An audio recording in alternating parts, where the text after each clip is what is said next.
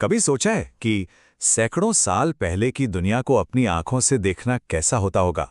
उन जगहों पर जाना, उन लोगों से मिलना, जिनके बारे में आज हम बस किताबों में ही पढ़ पाते हैं। असल में जो यात्री उस वक्त यहाँ आए थे, उनके लिखे हुए किस्से हमें इतिहास की एक ऐसी अनोखी खिड़की से झांकने का मौका देते हैं, जो कहीं और से मिल ही नहीं सकती।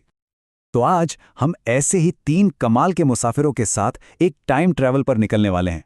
हम मिलेंगे एक स्कॉलर से, फिर एक बेखौफ एडवेंचरर से और आखिर में एक क्रिटिक से। और ये जानने की कोशिश करेंगे कि इनके सफ़र ने मध्यकालीन भारत के बारे में हमारी समझ को आखिर कैसे हमेशा हमेशा के लिए बदल दिया।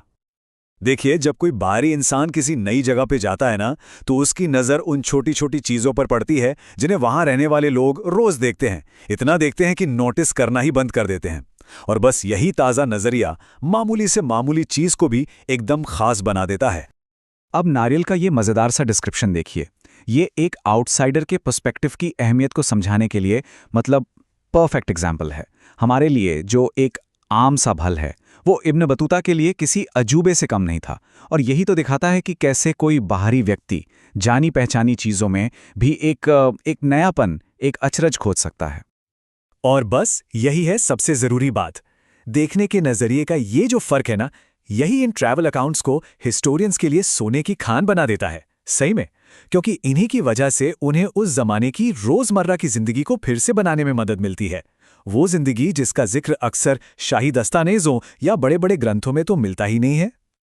तो चलिए मिलते हैं हमारे पहले मुसाफिर से, अल बिरूनी। ये सिर्फ एक यात्री नहीं थे, नहीं, ये अपने ज़माने के सबसे बड़े स्कॉलर्स में से एक थे, जो कह सकते हैं कि किस्मत से भारतीय उपमहाद्वीप पहुंचे और फिर इसकी गहराइयों में उतरते ही चले गए। अल बिरूनी की सीखने की जो भूख थी ना, वो असाधारण थी। वो कई भाषाएं जानते थे और उनका मकसद सिर्फ घूमना फिरना नहीं था, बल्कि समझना था। जरा सोचकर देखिए, एक बिल्कुल नई कल्चर को उसी की शर्तों पर समझने के लिए सालों तक मेहनत करना, एक नई मुश्किल जबान सीखना और फिर वहां के ग्रंथों में पूरी तरह डूब जाना, ये कमाल की बात है। उनकी जो किताब है, किताब उल हिंद, उसमें उनका ये मेथोडोलॉजिकल तरीका बिल्कुल साफ झलकता है। हर चैप्टर जानते हैं कैसा है? जैसे कोई मैथ्स की प्रॉब्लम हो। पहले एक सवाल, फिर संस्कृत टेक्स्ट के हिसाब से उसका जवाब, और आखिर में दुनिया की दूसरी कल्चर से उसकी तुलना। ये उनके साइंटिफिक दिमाग का पक्का सबूत है। अब जैसे भारत के कास्ट सिस्टम को समझने के लिए अल बिरूनी ने क्या किया? उन्होंने उसकी तुलना दूसरे समाजों से की, जैसे एंशिएंट पर्शिया से। लेकिन एक बात थी जिससे वो बिल्कुल भी सहमत नहीं थे। वो थी छुआछूत या अपवित्रता की धारणा। उन्हें लगता था कि ये कुदरत के नियमों के बिल्कुल खिलाफ हैं। तो अल बिरूनी की स्कॉलरली दुनिया से निकलकर अब मिलते हैं एक बिल्कुल ही अलग मिजाज के यात्री से। इनका नाम है इब्न बतूता, और इनको प्रेरणा किताबों से नहीं मिलती थी, बल्कि दुनिया को अपनी आंखों से देखने की जबरदस्त चाहत से मिलती थी। इब्न बतूता के इन शब्दों में उनका जुनून साफ सुनाई देता है ना। उनके लिए असली ज्ञान वो था जो चलकर, देखकर और एक्सपीरियंस करके हासिल किया जाए। सिर्फ किताबों में पढ़ लेना उनके लिए काफ़ी नहीं था, बिल्कुल नहीं। और इनकी यात्रा का जो स्केल था, वो सच में यकीन करना मुश्किल है। 30 साल, जरा सोचिए, 30 साल, वो भी उस जमाने में जब हर सफर खतरों से भरा होता था। ये तो किसी पूरी जिंदगी की यात्रा से कम नहीं था। उनकी हिम्मत और लगन सच में कमाल की थी। इब्न बतूता यहाँ के पोस्टल सिस्टम की रफ्तार देखकर तो हैरान ही रह गए थे। वो लिखते हैं कि यह सिस्टम इतना एफिशिएंट था कि जिस सफर में आमतौर पर 50 दिन लगते थे, सुल्तान तक जासूसों की खबरें सिर्फ 5 दिन में पहुंच जाती थी। कमाल है ना? चलिए अब मिलते हैं हमारे तीसरे और आखिरी यात्री से, फ्रांसवा बर्नियर। ये फ्रांस से आए एक डॉक्टर थे, लेकिन इनका मकसद सिर्फ भारत घूमना नहीं था। वो यहां आए थे कंपेयर करने, जज करने और अपने देश यूरोप की पॉलिसीज को इन्फ्लुएंस करने के इरादे से। बर्नियर के सोचने का तरीका समझना बहुत जरूरी है। वो भारत को हमेशा यूरोप के एकदम उलट, मतलब ऑपोजिट की तरह देखते थे। उनके लिए हर चीज एक कंपैरिजन थी, जिसमें यूरोप हमेशा बेहतर होता था और भारत हमेशा कमतर। असल में उनका लिखा हुआ सब कुछ यूरोप के राजाओं के लिए एक तरह की वार्निंग थी। बर्नियर का जो सबसे बड़ा आर्ग्यूमेंट था, वो जमीन के ओनरशिप को लेकर था। उनका मानना था कि क्योंकि मुगल भारत में सारी जमीन बादशाह की होती है, प्राइवेट प्रॉपर्टी नहीं है, इसलिए कोई भी जमीन को बेहतर बनाने में इन्वेस्ट ही नहीं करना चाहता।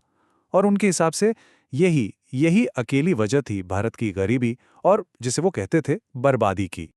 तो बर्नियर ने मुगल शासन की एक बहुत ही स्याह, एक बहुत ही डार्क पिक्चर पेश की। उन्होंने लिखा कि किसान जुल्म से इतने तंग आ चुके थे कि वो अपनी जमीनें छोड़कर भाग रहे थे। ये एक बहुत ही गंभीर इल्जाम था। लेकिन कहानी में एक ट्विस्ट है। भारत को हर तरह से कमजोर बताने वाले बर्नियर खुद इस बात को मानने पर मजबूर हो जाते हैं कि दुनिया भर का सोना चांदी घूम फिरकर भारत में ही आ जाता है। अब ये जो कॉन्ट्रडिक्शन है, ये जो विरोधाभास है, ये उस सच्चाई को दिखाता है जिसे वो अक्सर अपने वन साइडेड कंपैरिजन में नजरअंदाज कर देते थे। अब एक बहुत ही जरूरी बात पर ध्यान देना होगा। ये जितने भी अकाउंट्स हैं, ये तीनों पुरुषों ने लिखे थे, और इस एक बात का बहुत गहरा असर पड़ा इस पर कि उन्होंने महिलाओं के बारे में क्या देखा, क्या समझा और आखिर में क्या लिखा।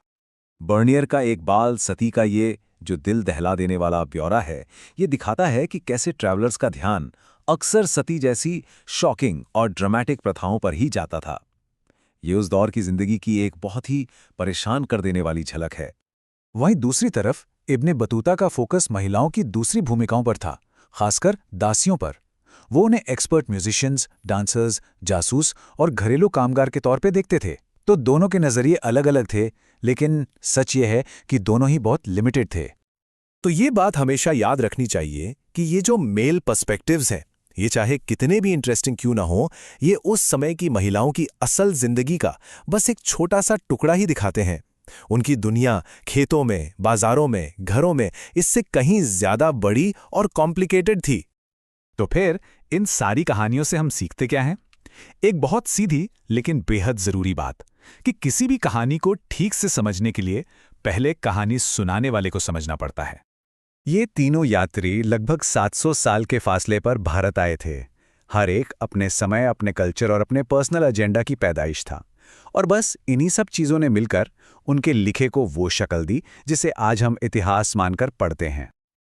और आखिर में एक सवाल जिस पर सोचा जा सकता है। अगर आज से 500 साल पहले का कोई इंसान अचानक हमारी दुनिया में आ जाए, हमारे स्मार्टफोन, हमारी गाड़ियां, हमारे समाज को देखे, तो वो किन चीज़ों को देखकर हैरान रह जाएगा? और कौन सी चीज़ें हैं जिन्हें वो शायद कभी समझ ही नहीं पाएगा? क्योंकि आखिर में नज़रिया ही तो सब कुछ है।